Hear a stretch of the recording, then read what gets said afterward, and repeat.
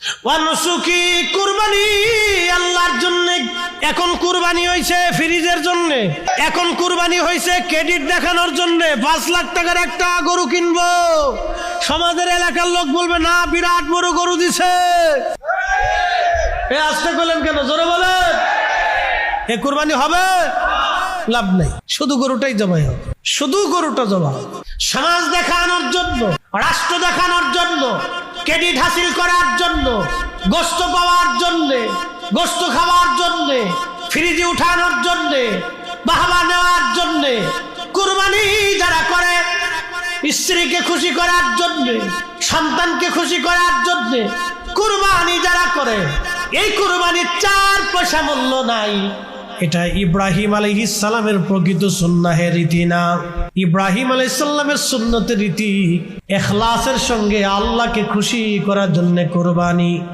এই কুরবানি কয়জনের হয়? আমাদের দেশে আছে কিছু মানুষ সুদে টাকার কুরবানি, ঘুষিয়া টাকার কুরবানি, মানুষের মেরে দেওয়া টাকার কুরবানি। কি কথা কর না কেন? এই কুরবানির 4 পয়সা দাম নাই। খুশি করব কাকে?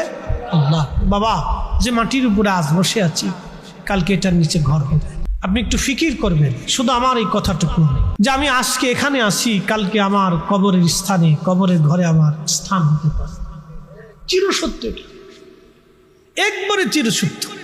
আজকে আপনি মাহফিলে আছেন, আমি ফরিদি সাহেব মাহফিলে আছি, বাড়ি পর্যন্ত যাওয়ার সুযোগ নাও আসতে পারে, সুযোগ নাও আসতে পারে। আজকে যদি আমি মারা যাই, কালকে মাগরিবের আগে আমার আপনার দাফন হবে, সবাই বলবে সন্ধ্যার আগেই দাফন করে দাও। তারপর আরেকটা কথা আছে, বিজ্ঞানের গবেষণায় 24 ঘন্টা পরে প্রত্যেক মানুষের পায়খানার রাস্তা দিয়ে একটা পোকা বের হইয়া তামাম শরীরের মধ্যে ছড়ায় যায়। ওই পোকাটা খালি চোখে দেখা যায় না, ওই পোকাটা সমস্ত শরীরের মধ্যে ছড়ায় যায়। 24 ঘন্টায় কিন্তু মানুষের শরীর পচে না। ওই পোকাটা পায়খানার রাস্তা থেকে বের হয়ে আসে, পেটের ভিতর থেকে সারা শরীরের মধ্যে ছড়ায়া পচা দুর্গন্ধ, বিশ্রী দুর্গন্ধ মানুষের মধ্যে ছড়ায় যায়। যেই প্রাণের স্ত্রীর জন্য আপনি সুদ খাইলেন, ঘুষ খাইলেন, অন্যায় করলেন, সেই স্ত্রীও তাড়াতাড়ি বলবে দাফন করে দেন। গন্ধ গন্ধ ছড়ায় গেছে, গন্ধ ছড়াইছে। যে সন্তানের জন্য হারাম খাইছেন, ওই সন্তান বলবে গন্ধ, বাবারে তাড়াতাড়ি কবরে দিয়ে দেন। আল্লাহর কসম, এটাই ছিল সত্য মানুষের জীবন।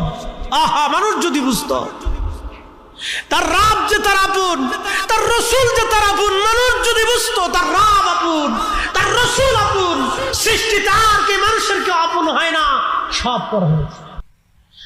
আল্লাহর কোরআন বলতেছে, ইয়া আইয়ুহাল্লাযীনা আমানু লা তুলহিকুম আমওয়ালুকুম ওয়ালা আওলাদুকুম আন যিকরিল্লাহ।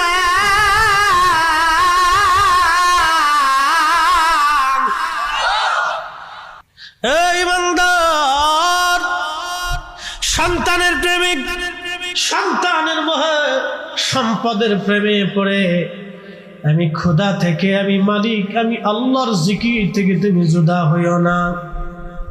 আমি আল্লাহর জিকির থেকে জুদা হইও না, নামাজ থেকে জুদা হইও না, হক হালাল থেকে জুদা হইও না, রোজা থেকে জুদা হইও না। সামর্থ্য যদি হয়, হজ করা থেকে, যাকাত দেওয়া থেকে জুদা হইও না। সাতক্ষীরাবাসী, শ্যামনগরবাসী, তিনি আমাদের মিল্লাতের বাবা ইব্রাহিম, সাইয়্যিদুনা ইব্রাহিম আলাইহিস সালাম ওই জমিনে ঘুমানো, ওই জমিনে ঘুমিয়ে আছেন। ওই ফিলিস্তিনিরা সাইয়্যিদুনা ইব্রাহিম আলাইহিস সালামের বংশধর তারা। হযরত ইব্রাহিম আলাইহিস সালামের 2 জন বিবি, একজন আম্মাজান সারা আর একজন হযরত আম্মাজান হাজেরা। আম্মাজান হাজেরার বংশধর বর্তমানে মক্কায়, আর আম্মাজান সারার বংশধর বর্তমান ফিলিস্তিন। আম্মাজান সারার সন্তান হযরত ইসহাক, হযরত ইসহাকের সন্তান হযরত ইয়াকুব আলাইহিস সালাম। ইয়াকুব আলাইহিস সালামের বংশধরদেরকে বনি ইসরাইল বলা হয়। বর্তমানে যারা ইসরায়েল তারা কিন্তু অরিজিনাল বনি ইসরায়েল না।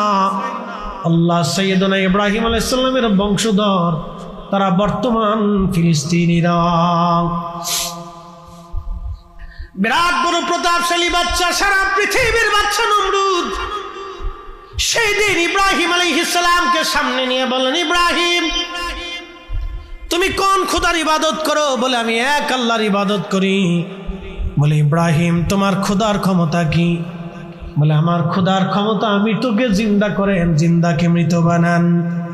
তুখরিজুল হাইয়া মিনাল মাইয়িতি ওয়া তুখরিজুল মাইয়িতা মিনাল হাই।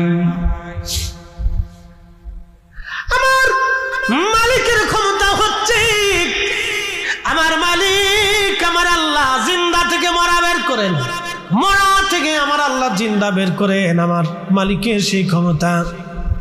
নমরুদ ডাক দে বলে, ইব্রাহিম ওই ক্ষমতা তো আমারও আছে।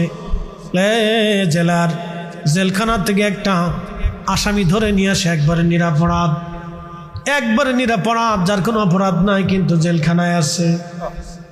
ধরে নিয়ে এসে নমরুদ তাকে হত্যা করে ফেললো। অপরাধী মৃত্যুদণ্ডপ্রাপ্ত আসামিকে জেলখানার থেকে খালাস করে দিয়ে নমরুদ বলল, দেখ ইব্রাহিম তোর খোদার যে ক্ষমতা সেই ক্ষমতা তো আমারও আছে। আমি একেবারে নির্দোষকে খালাস করে দিলাম, হত্যা করে ফেললাম, আর আসামিকে আমি হত্যা করে খালাস করে দিলাম। দেখ তো আমি বাঁচাই দিলাম, যেটা বাঁচবে এটা মেরে ফেললাম, ওই ক্ষমতা তো আমারও আছে। আল্লাহর খলিল দেখলেন এটা তো বেহায়া, এই বলদের সাথে তর্ক করা বৃথা। ডাক দেয়া বলেন, নমরুদ রে আমার খোদার আর একটা ক্ষমতা আছে। বলে কি ক্ষমতা বলো? আমার খোদা প্রত্যেক দিন পূর্বাকাশ থেকে সূর্য উঠাইয়া পশ্চিমে ডুবায় দেয়। তোর যদি ক্ষমতা থাকে নমরুদ, পশ্চিম দিকে সূর্য থেকে উঠাইয়া পূর্ব দিকে ডুবায় দে দেখি। নমরুদ ডাক দিয়ে বলল, না এটা তো সম্ভব হবে না। নমরুদ জানে সূর্য পশ্চিম থেকে পূর্ব দিকে উঠানোর কোনো সুযোগ নমরুদের নাই। ওই দিন সারা পৃথিবীর বাচ্চা ছিল নমরুদ। পৃথিবীর মধ্যে 4 জনকে আল্লাহ তাম পৃথিবীর বাদশাহী দিয়েছেন। কিয়ামত পর্যন্ত আর কাউকে পৃথিবীর বাদশাহী আল্লাহ দিবেন না। 1 নম্বর হযরতে সুলাইমান আলাইহিস সালাম সারা পৃথিবীর বাদশা ছিলেন। 2 নম্বর বাদশা জুলকারনাইন। আহা আল্লাহু আকবার, তিনি সাইয়েদনা ইব্রাহিম আলাইহিস সালামের কাছে কালেমা পড়েছিলেন। বাদশা জুলকারনাইনকে আল্লাহ তাম পৃথিবীর বাদশাহী দিয়েছিলেন। তিনি হযরত ইব্রাহিম আলাইহিস সালামের কাছে কালেমা পড়েছিলেন। পৃথিবীর এমন কোন ইঞ্চি মাটি নাই, পৃথিবীর সূর্য ডুবে যেখানে অস্ত যায়, সমুদ্রের যেখানে সূর্য অস্ত যায় সেই পর্যন্ত বাদশা জুলকারনাইন সফর করেছিলেন। যেখান থেকে সূর্য উদিত হয় সেইখান পর্যন্ত বাদশা জুলকারনাইন গিয়েছিলেন। একবার জোরে বলা যাবে কি আল্লাহু আকবার।